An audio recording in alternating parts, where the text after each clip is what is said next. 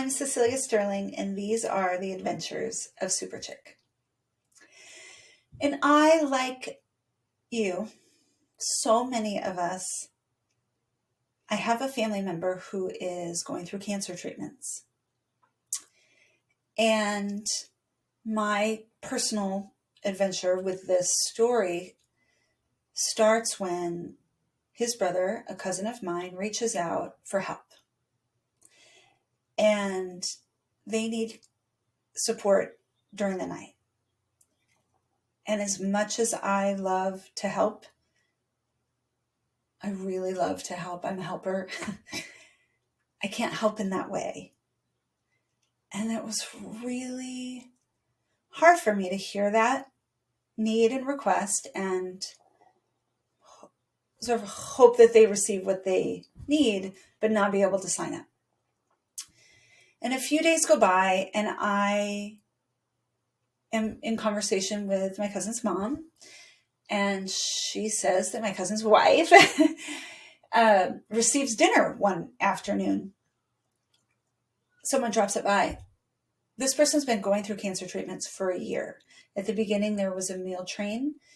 There was a lot of, takeout food and to-go food, and some people were preparing meals for them. It's been a while. And my aunt says, she just appreciated this home-cooked meal so much. And all we want to do is help, right? All we want to do is lighten the load. All we want to do is carry some piece of this. And I see, I can make dinner. I make dinner every day. I can help. And I'm happy to know that I can help in some way, and so happy to be reminded about the meal train and but okay, today I know I wish that there was a way for me to help, and now I know that there is, and now I am helping. And it infuses itself into my life in this really beautiful way. And, I don't like going to the grocery store, and in my own like creativity and, by the grace of God, I'll say, I've learned that I really like small grocery stores. And I now drop Lillian off and pick Lillian up at school in a town that has a very small grocery store. And it's this gift. I still don't like going necessarily, but it's way better. Like, don't send me into a big grocery store. I just walk back and forth 1,000 times and end up with one thing and still have 12 things on my list and have to leave. It's just a space of overwhelm for me. But this little grocery store is much more my speed, much more my size, and they have most of the types of foods that I like to buy and use. Well, one day I'm in there. To be honest, going with Lillian is actually more fun than going by myself. So I've improved my grocery store experience, which is something I have on repeat in several ways. But this one day, I'm going and I'm specifically buying ingredients to make dinner for my cousin, and I stop at this end cap where the certain chips are that I want to buy, and they're not there. And I'm frozen. And this divine being, and I'm not kidding, tall, attractive, and the way, I'm looking up and I see this person say, is there something I can help you find? And they don't necessarily look like they work there, based on their clothes and the windows behind them. So their whole head is surrounded in light. And I'm looking for these chips that are usually here and they're not here. And they say, could you give me a little more information to help you? And I say, well, they're the best chips in the world, and they come in really small bags. I feel like I pay $8 a chip or something. It's expensive for the small bag, but they're worth it. And he goes, oh, those are right over here. Knew exactly what I meant. And I just burst out laughing. And he laughed too. And Lillian's like, those are her favorite. it was this really great connection piece around these chips, and they really are that good. Um, and so I'm just having this like enlightened, or let's say lighter experience in something that could potentially be a mundane activity in my life. And I appreciate that. And I have, in the past, like really seen people who do meal prep, maybe even like make food for dinner earlier in the day, like with all this intention around it. As to me, that's like amazing. Those people to me were amazing. And I thought that would really be the best possible way to live life while I like walk to a restaurant after work on a very regular basis in the past seasons of my life. And I just couldn't do it. I just couldn't get there. And one of the things I've learned through having a child, specifically for me, is there are a lot of things that I saw in other people's lives that I thought would be really great to do or be. And I couldn't do them or be them for some reason. And I would sort of use that to like judge myself or think that I wasn't like excelling as highly as I could. And then I have a child, and all of a sudden, some of those things like meal preparation become an organic part of your life based on how your life has shifted. And I'm like, oh, this is why those people were doing this or that, because of this need in their actual life. It wasn't just like an inspired concept. It grew out of something, right? And so good reminder for me to like stay on my own mat. If that's important to me, it will probably develop at some point in an organic way. Versus like going to a new grocery store, spending $500 on food, and then like not making it that week because it's not really part of my actual life to make dinner. Well, now it is. And to the point where I can get frustrated that, every 24 hours, I'm deciding again what's going to be for dinner. And I say that with all of the gratitude in the world that I have enough food, I have access to healthy food, I have the time and space to make dinner. Like those are things that have always been a goal of mine. And I am very present with them and grateful for being in the place that I am. And at the same time, occasionally really frustrated that 24 hours ago, I had to decide what's for dinner. And now I'm deciding again. Well, a gift within this making food for someone else is, this is what I'll make. I'll buy the ingredients at the grocery store. I'll make enough for them and for us. We'll eat it for 2 days. And it's this like beautiful solution in a sense in my own life. And I'm feeling grateful and really, again, happy to help. And so I bring you back to my kitchen on this particular morning. My husband has been on and on and on about us making fried rice. We should just make fried rice. Then he'll only eat fried rice. All of his food needs, desires will be solved when we make fried rice. I've only made it once before. I don't, just in the back of my mind, know the ingredients, so I would have to prep and like think through it before I go to the grocery store, find the ingredients, have some anxiety about that. Not at the top of my list for what I'm going to make, but he's said it so many times, and he hates it when I go off a recipe. Like he'll be like, "Did you change something?" It's like, well, no, I always change something. I flow, right? I work with what I got.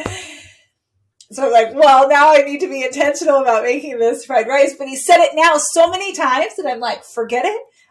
I'm just going to make it with what I have. I'm just going to make it with what I have.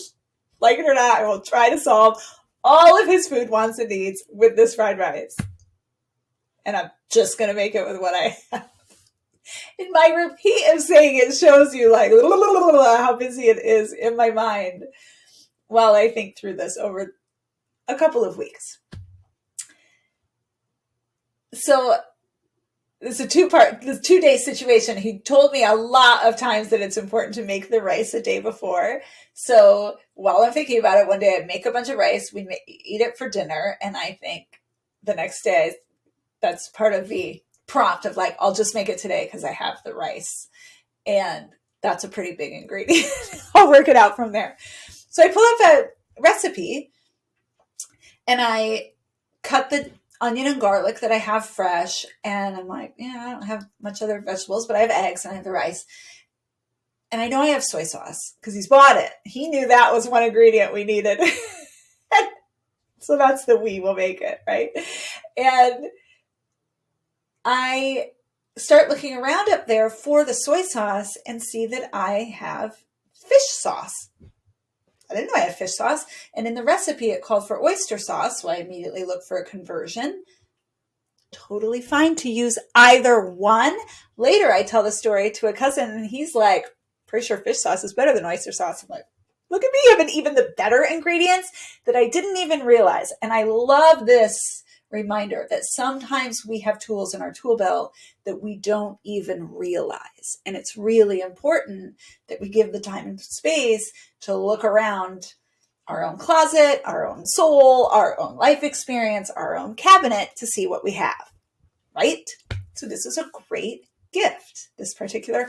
And I'm making dinner for 2 families in the morning, and Lillian is fully participating. So we've got math class going, we've got art, we're in art class as we cook, we're learning something new. She's getting that modeling of like, we'll try our best with what we have, but we'll look up a recipe for guidance. And look at me, like living my best life in this moment.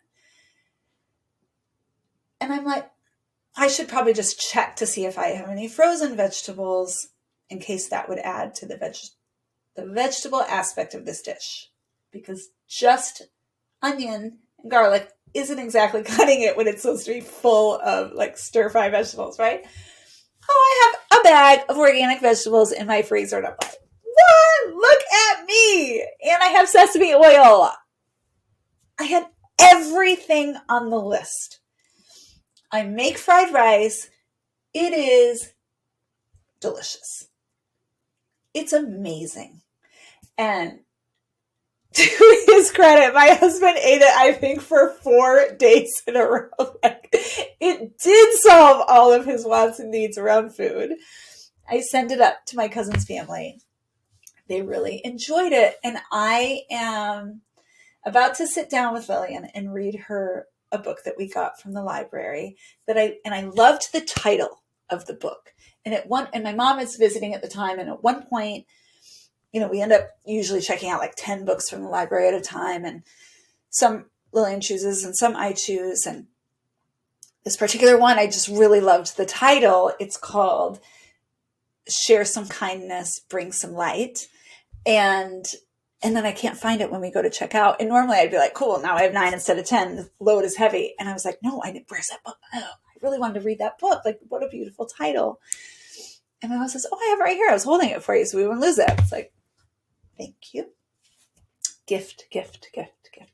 So on this day, I read the story to Lillian in which a little girl named Coco has a friend bear, and he's trying to become a part of a community, and they are seeing him as scary and defending themselves and creating space.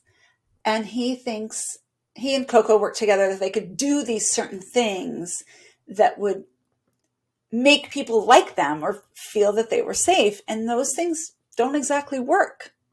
And one person even says, what if you're trying to fool me? And he's like, not being seen or heard, right? Being misconceived, and he's struggling. And the universe gives him an opportunity to help the young of one of the other animals, which he and Coco do naturally, immediately, because, okay, let me read it.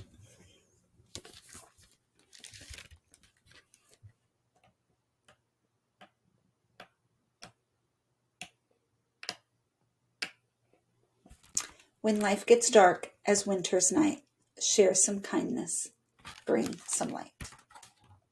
And it's in this, like, the little girl says that's her grandmother's mantra, and it's shown in the illustration like she's crocheted it, in one of those wooden hoops.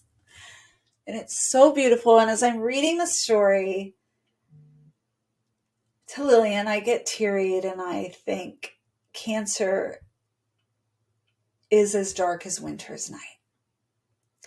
And while Lillian and I are making this food and we're doing it every week, and we're going to the grocery store, and she now asks, like, is this for our family? And I say yes. And I feel like so grounded as I say this, because cancer is a family affair.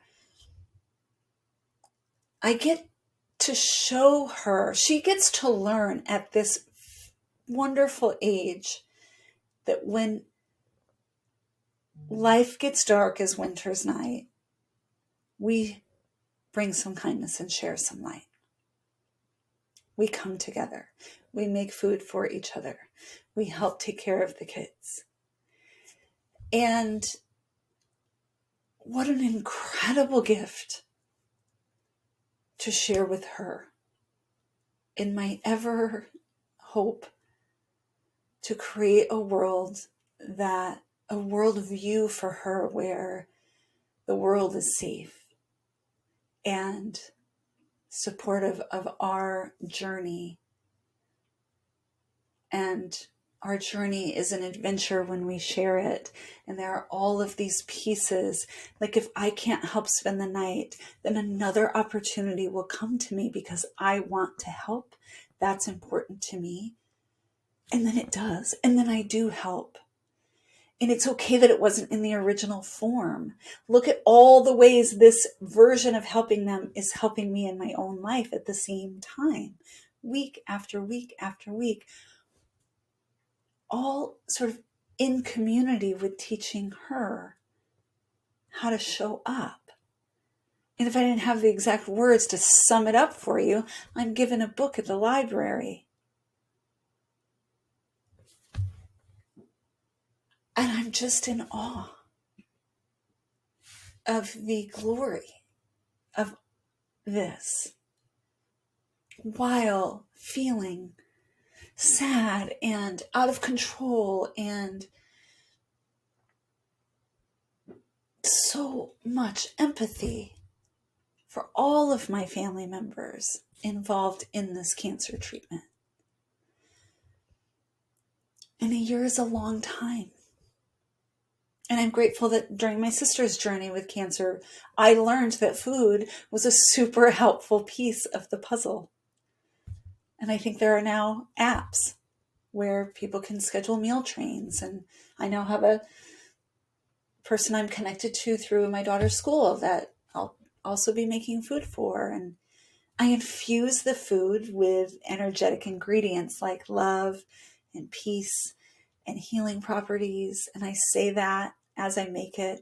And Lillian hears that. And the other day I was listing off the energetic ingredients and she added benevolence. Yeah, we'll put some benevolence in there too. May this food and may this show serve the highest good of all involved. And with that, I'll say ciao for now. These are the Adventures of Super Chick, and I am Cecelia Sterling. Grateful to be host.